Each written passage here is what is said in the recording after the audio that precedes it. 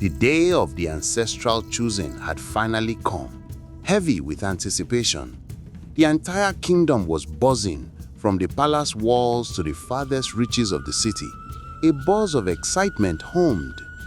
People from all walks of life, merchants in embroidered indigo-dyed cloth with glass beads, farmers with sun-weathered faces, and children with wide, hopeful eyes poured into the grand public square.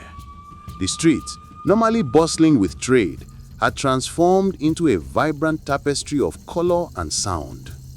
A parade of suitors, each one a chief, wealthy merchant, prince, or powerful noble from kingdoms near and far, arrived in a spectacle of wealth.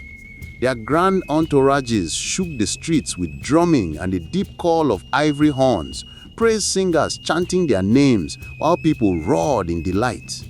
They paraded their wealth before the crowds, scattering cowries and lengths of dyed cloth to the cheering masses. One suitor rode high upon a white stallion, draped in embroidered leather, a great umbrella shading him as praise singers shouted his lineage. Another reclined in a royal hammock, borne on the shoulders of 12 attendants, his garments heavy with indigo and gold, coral beads gleaming at his neck and wrists. Then, a hush fell over the crowd as the queen's procession began. The beat of the royal drum, slow and steady, echoed through the square, carrying her name across the air. Her guards in brightly adorned tunics with polished shields and ceremonial spears moved with a quiet, disciplined grace. Behind them came her advisors, led by Amara, her face a mask of serene calm. Finally, Queen Zara appeared. She was seated upon a carved wooden throne, draped in woven cloth of deep hues and leopard skin, carried aloft by 8 men. Unlike the extravagant suitors who sought to dazzle the crowd, Zara wore a simple white gown of imported silk, bound with a sash of gold. Her hair was woven into intricate braids, and a single piece of flawless gold jewelry adorned her forehead. Around her neck rested a necklace of gold, its centerpiece a large carnelian stone that glowed like captured fire. The contrast was striking. Where the others flaunted their riches, Zara's strength lay in her stillness, her quiet dignity. She was the calm at the center of the storm, the sun around which all others turned. And when she appeared, the crowd erupted, not for her wealth, but for her presence. As her procession made its way to the center of the square, Zara looked out at her people. She felt the weight of her crown and the immense responsibility of the day. A flicker of anxiety crossed her face, but she quickly hid it behind a mask of regal composure. Today was a day for the people, a day to show them that their queen was strong, capable, and guided by the will of the gods. A hushed reverence settled over the square as Zara's royal procession came to a halt. Her throne, a simple, elegant seat carved from sapele wood, was placed on a raised platform beneath a roof of woven palm fronds, its shade a welcome relief from the midday sun. Amara and her advisors took their places to the queen's side, while the royal guards formed a disciplined semicircle below. The air grew still. From the crowd, a group of elders clad in garments of deep indigo and rust stepped forward. They moved with slow, deliberate steps toward the platform. The lead elder, a man with a face as lined as a riverbed, raised his hands toward the sky.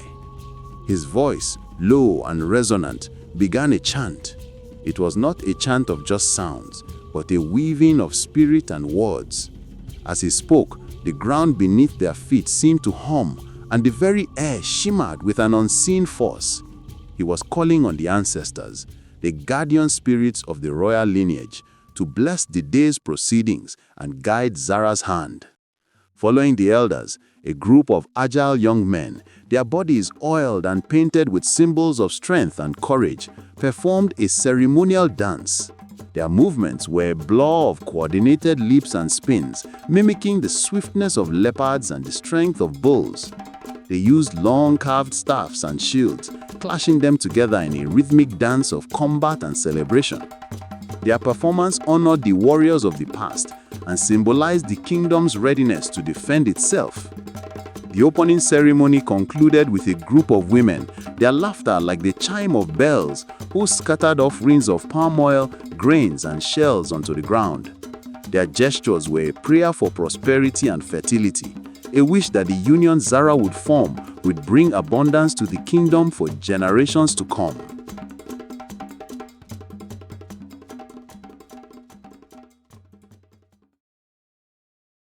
After the final offering was made, the elder stepped forward and raised his hand.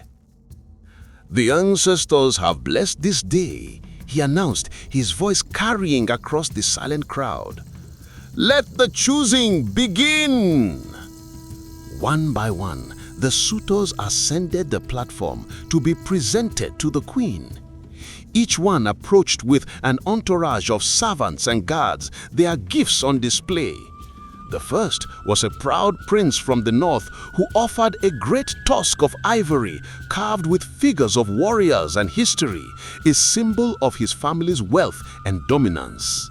His bearers placed it at her feet as a pledge that her reign would be remembered in the same immortal craft. The next was a powerful merchant chief who dazzled the crowd in embroidered garments dyed deep crimson, glass beads glittering at his wrists. Foreign traders stood in his train bearing incense, salt, and rare spices. He bowed and promised that under Zara's reign, the wealth of distant lands would flow unceasingly into her kingdom. Another suitor came forward with a talking drum slung across his chest. Each beat was sharp and alive, the rhythms shaping themselves into her very name.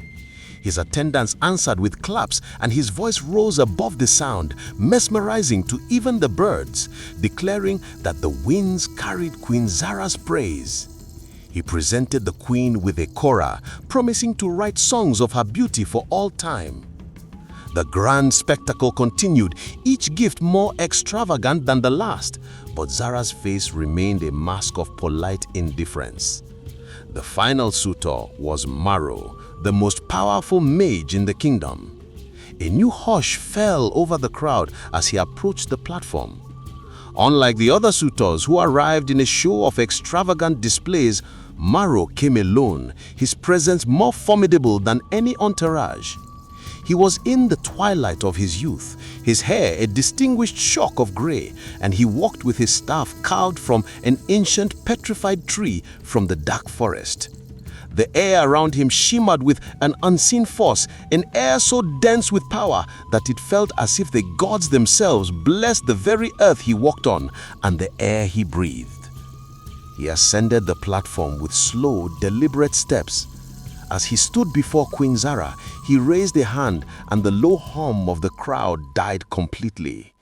Everyone watched in a mixture of awe and fear as thick swirling clouds began to roll in, blotting out the sun.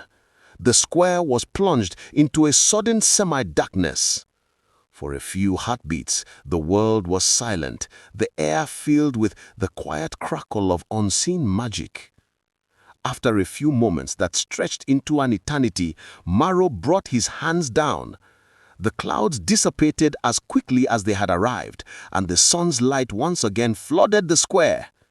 A moment of stunned silence was followed by an eruption of cheering and applause from the crowd, a roar of excitement for the display of unimaginable power. But Queen Zara's face remained unchanged. She felt no awe, only a deep, cold fear. She had heard of that kind of power before, the kind that bent nature to its will. It was not a show of love or respect, but a raw, terrifying display of might. "My queen," Maro said, his voice echoing with ancient authority.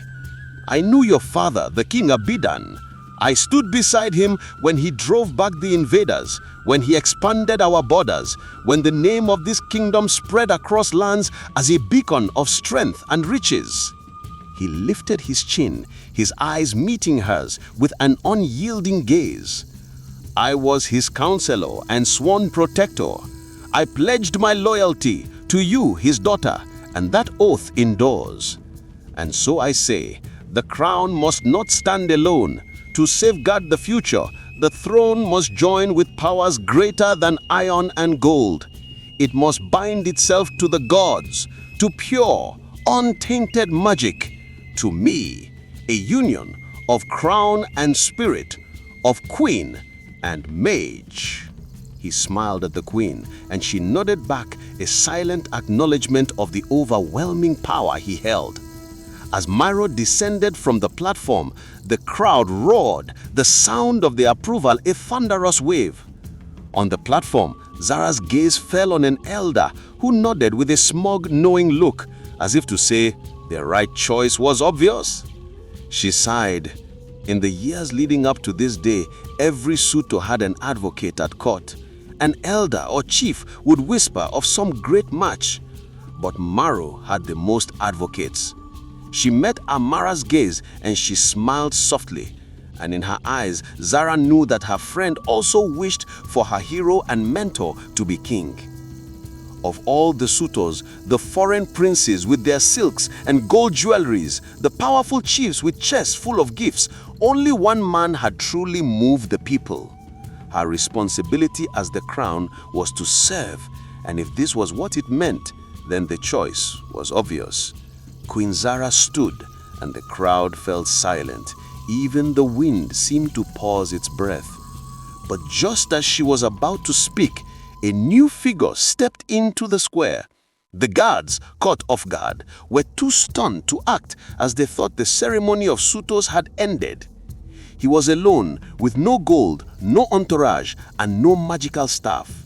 He wore a simple tunic, plain but dignified, the kind reserved for special occasions, and his trousers were dyed the rich blue of a twilight sky.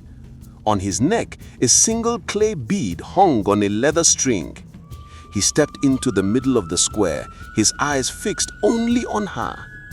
Their gazes met, and in that moment, the noise of the crowd, the grandeur of the ceremony, and the weight of her crown all faded away. The world narrowed to just the two of them. A slow, genuine smile, one that had barely been seen on her face in years, parted Zara's lips. It was a smile of pure relief and simple joy, as if she'd been waiting her entire life for this moment.